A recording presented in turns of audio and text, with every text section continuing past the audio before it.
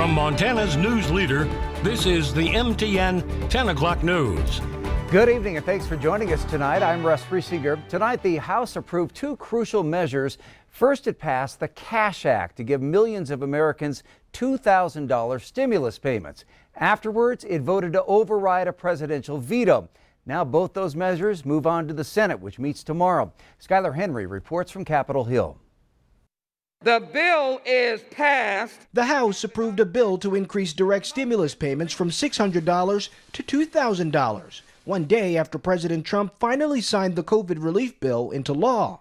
Putting money into the hands of the American people is a boost to our economy. I worry that this whopping $463 billion won't do what's needed. The president's sudden shift on the bill brings relief to many financially strapped Americans, but his delay resulted in a one-week lapse in unemployment benefits for more than 14 million recipients. The yeas are 322, the nays are 87. House lawmakers voted to override the president's veto of the critical defense bill that funds the U.S. military. If the Senate also votes to override Tuesday, it'll be the first veto override of Mr. Trump's presidency. Senate Republicans have not committed to bringing up a vote on increased stimulus payments. Senate Democrats are calling on President Trump to persuade them. These Senate Republicans have followed you through thick and thin. Get them now to act and support the $2,000 checks. President Trump played another round of golf Monday in South Florida. You support the $2,000 payment, sir? Yes. President-elect Joe Biden and Vice President-elect Kamala Harris met virtually with members of his national security and foreign policy teams in Delaware. We just aren't getting all the information that we need for the outgoing administration in key national security areas.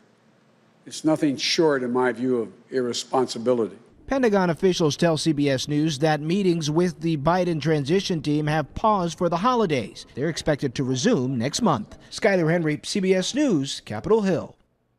Montana's lone Congressman Greg Gianforte voted no on the Cash Act, but did vote to override the president's veto of the defense bill. Well, next week, Gianforte will be sworn in as Montana's 25th governor, the first Republican governor in the Big Sky state in 16 years. Today, he spoke with reporters about the status of filling out his new administration and plans for tackling the pandemic and the economy going forward. MTN Chief Political Reporter Mike Dennison has more. Governor-elect Gianforte, speaking via the internet to reporters, said the number one issue for Montana is tackling the COVID-19 pandemic, and that he'll be announcing new guidelines next week once he takes office. He wouldn't say what he's considering, but seemed to indicate that some restrictions in place now could be relaxed. I've always said that the decisions we make on January 4th and beyond need to be based on the facts on the ground at that point.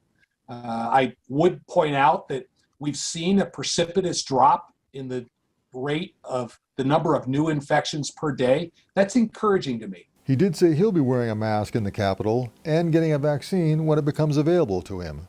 But he said repeatedly that Montanans should have the freedom to make their own decisions on protecting themselves and others. I think with freedom comes responsibility, and I trust Montanans to make the right decisions for themselves and the people around them.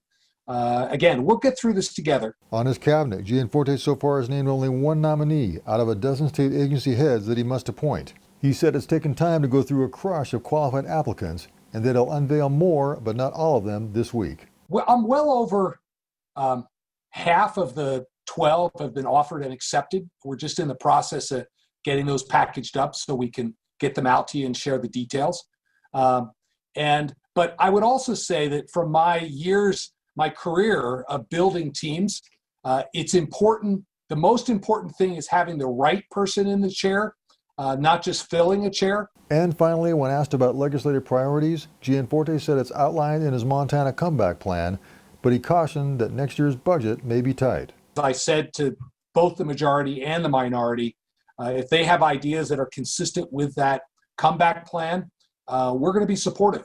As long as they fit in the overall package. We do have constraints, fiscal constraints, which is going to make it difficult for a lot of new spending. As the incoming governor said, don't expect much in the way of surprises.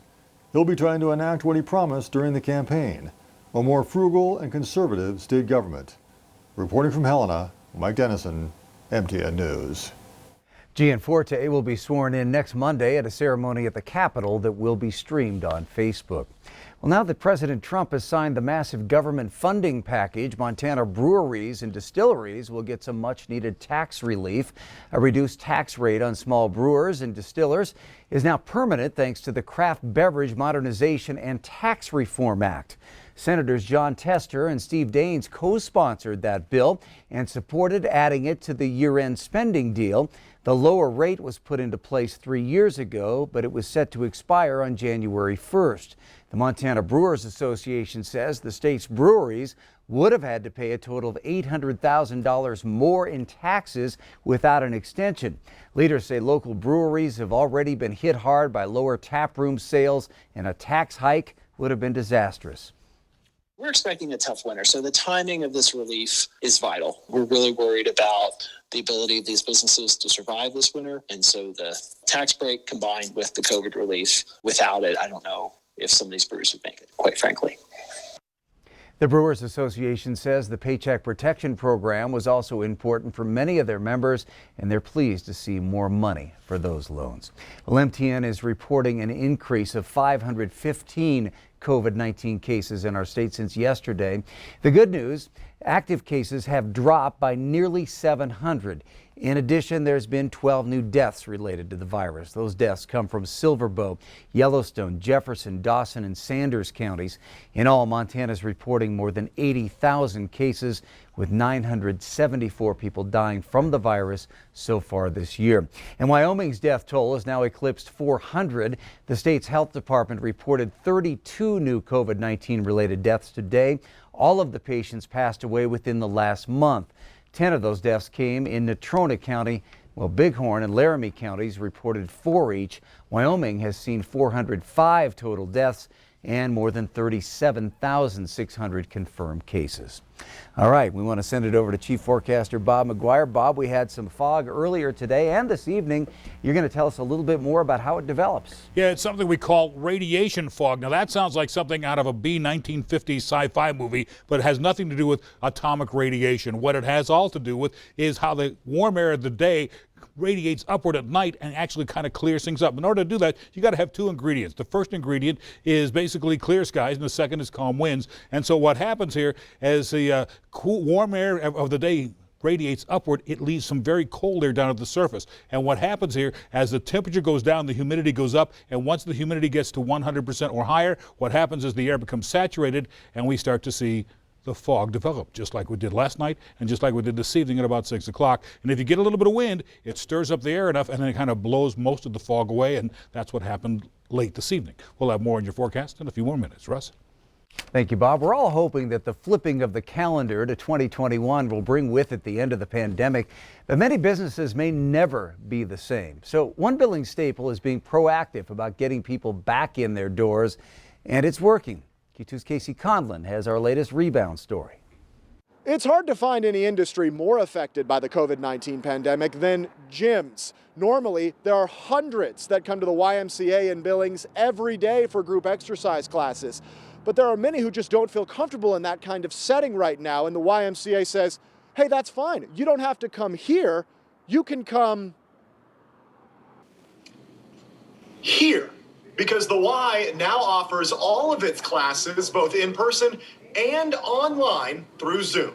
All right. It's just been crucial because not everybody can come in on whatever their story is. They can still go to their normal favorite ones, know that they're there at the same time, the same day, the same instructor, and have access to all of it.